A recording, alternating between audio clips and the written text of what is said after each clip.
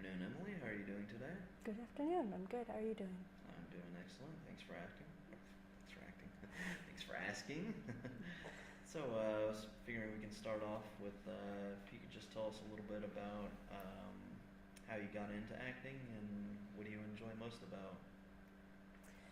Um, I started acting when I was in elementary school. Actually, I had a small role in a play. I think it was Jack and the Beanstalk, in my elementary school, and that's how I started. Um, and actually, I had a friend who kind of introduced me to it. She was really theatrical, and she liked music, and we would come up with these little like dance routines and film our own little short films, like when we were like 8 or 9, and we would like upload those, and then we would do like the talent shows and stuff in elementary school. And I really enjoy the interpersonal communication that you have with the other person or with your partner, and like the discoveries that you can have with that person.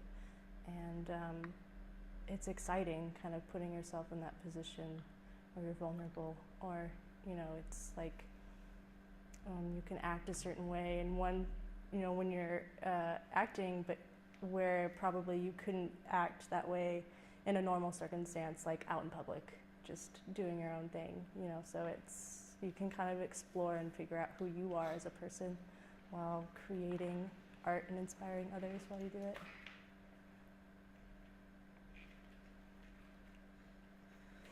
It's great. And do you still keep up with your friend that you did Jack and the Beanstalk with? We did, yeah. We were actually really close friends, probably up until middle school, and then we kind of just fell out. We found our own friends. But she really, I do believe, is where I really started to find and figure out that was what I really enjoyed doing, and I was like really excited doing that.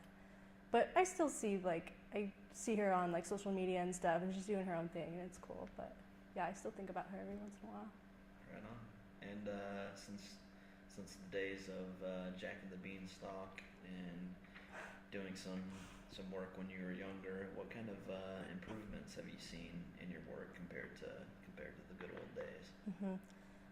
I've seen improvements. I think what I've seen most is a change in the way that I approach the work.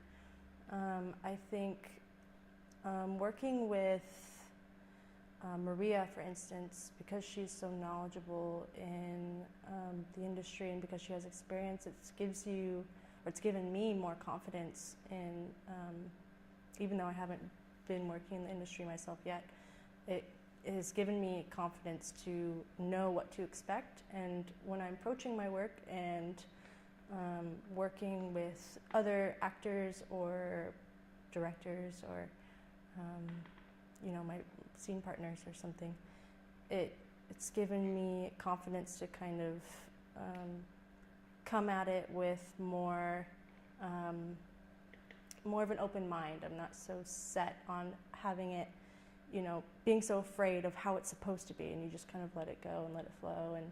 And I think the way that I prepare also, it's definitely just given me much more confidence and a sense of being sure. And have you done both screen and stage?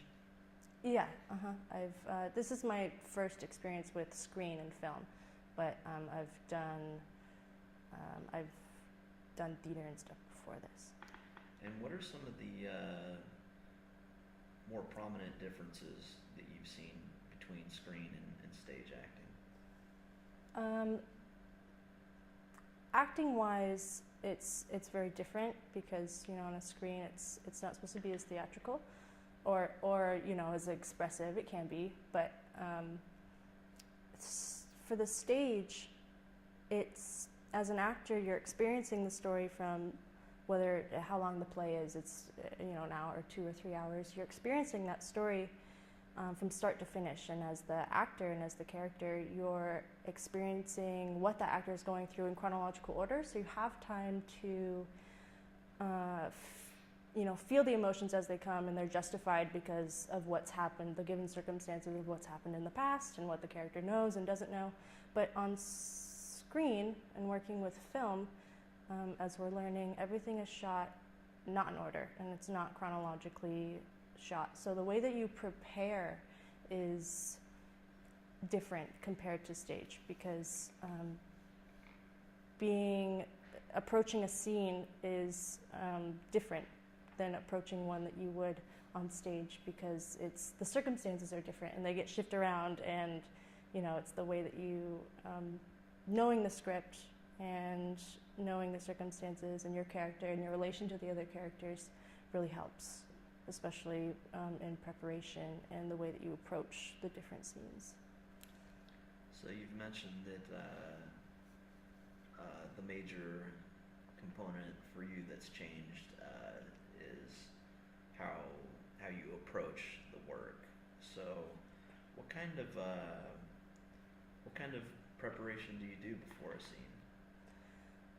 What I like to do is obviously read the script, know your character, know your lines, of course, and rehearse. But I like to read the script, and as I'm reading the script, I like to take time for myself to really envision the story as how I think it would go in real life, as if I was really in that circumstance, and as that whole story was really going out, and I envision, me in that, and how I would react, or how the scene would go down, and how the other characters around me would go, and I imagine the scenery and everything. And so that helps. I think that goes along beyond just knowing the lines, because it helps you really envision and be in the story. So when you arrive on set, it feels more real, and you've already envisioned it, so you already can kind of have a feel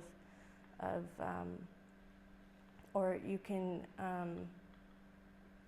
it definitely helps with preparation and knowing the story, and helps keep or allow the feeling of the scene to come more naturally.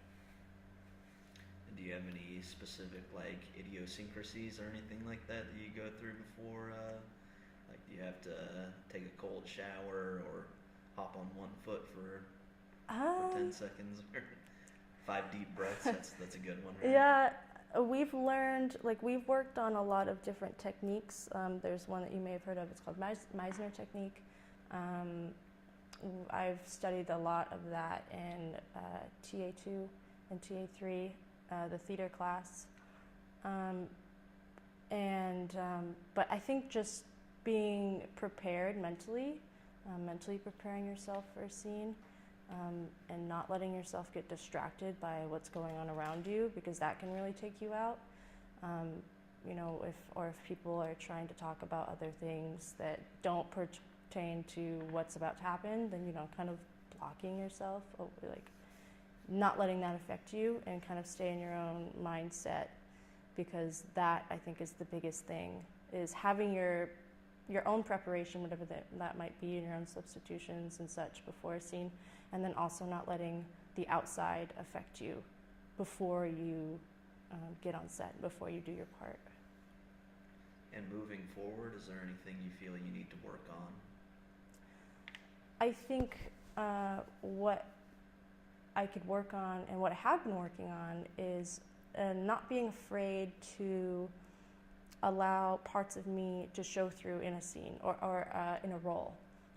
Is not being so afraid of completely getting rid of who I am in a scene. I keep saying scene, in a role or a character, because I think that allows the character it brings more life to it. If you can, as long as it pertains to the circumstances, and if it does pertain to the character, it adds character and personality. If you can somehow figure out how to incorporate who you are as a person into the character, it helps you feel more connected to the story and the work and the character and the other characters around you. And I definitely think having more confidence in just being myself, and noticing and picking out the different things that I think about me that work is something that I can still work on, but I have been working on, and realizing that it's okay to do that, if that makes sense. Oh, totally. And is there any future roles that you're specifically looking forward to, or that you want to kind of dive into? Right now in our class, we're doing short web series, and Jamie, who you spoke to earlier, is doing a web series.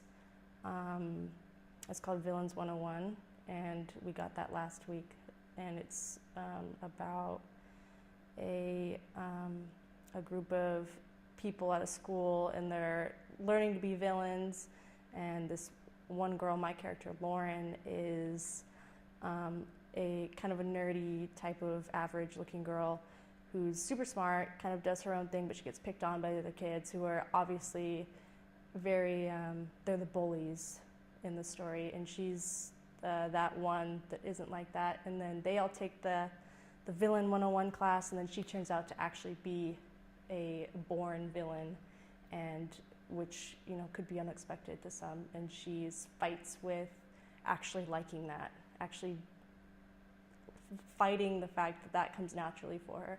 And so I'm excited to dive more into that and work with Jamie on that and the other actors. So it's exciting. Okay, great. And is there any other statement that you'd like to make here at the end? I don't think so. Thank you for your time. You're very welcome. Thank you.